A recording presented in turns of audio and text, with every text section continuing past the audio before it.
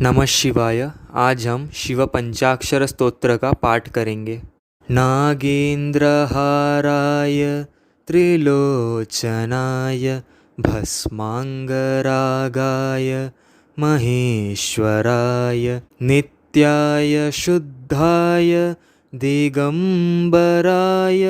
तस्मै नकाराय नमः शिवाय। मंदाकिनी सलिल चंदनचर्चिताय नंदीश्वर प्रमथनाथ महेश्वराय मंदार पुष्प बहुपुष्प सुपूजिताय तस्मै मकाराय नमः शिवाय।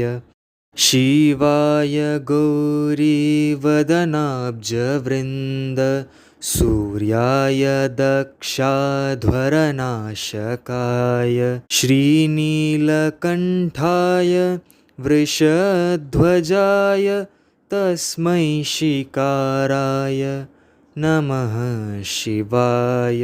वसिष्ठकुम्भोद्भवगौतमर्य मुनीन्द्रदेवार्चितशेखराय चन्द्रार्कवैश्वानरलोचनाय तस्मै वकाराय नमः शिवाय। यज्ञस्वरूपाय जटाधराय पीनाकहस्ताय सनातनाय दिव्याय देवाय दिगंबराय तस्मै यकाराय नमः शिवाय।